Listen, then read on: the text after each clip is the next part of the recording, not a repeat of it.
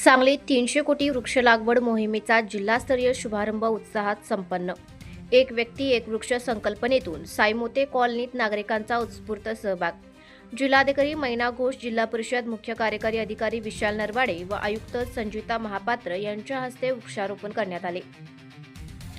महाराष्ट्र शासनाच्या महत्त्वाकांक्षी हरित महाराष्ट्र अभियानाअंतर्गत 300 कोटी वृक्ष लागवड या राज्यव्यापी मोहिमेचा सांगली जिल्हास्तरीय शुभारंभ आषाढी एकादशीच्या पावन निमित्ताने अत्यंत उत्साहात संपन्न झाला।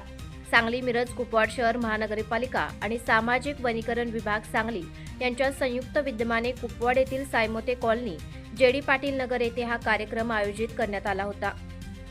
कार्यक्रमाचे अध्यक्षस्थान जिल्हाधिकारी डॉक्टर मैना घोष यांनी भूषवले। यावेळी महानगरपालिका आयुक्त संचिता महापात्र, जिल्हा परिषदेचे मुख्य कार्यकारी अधिकारी विशाल नरवाडे, उपवन संरक्षक सागर गावते आणि सामाजिक वनीकरण विभागाचे डीएफओ प्रशांत वरुडे प्रमुख पाहुणे म्हणून उपस्थित होते। प्रारंभी मान्यवरांच्या हस्ते प्रत्यक्ष वृक्षारोपण करून मोहिमेचा शुभारंभ करण्यात आला।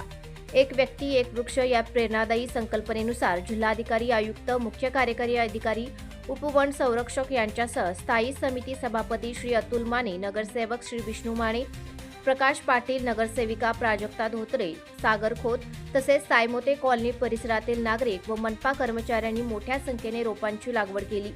उपस्थित सर्वांनी झाडे लावून त्याचे संगोपन करण्याची सामूहिक शपथ घेतली।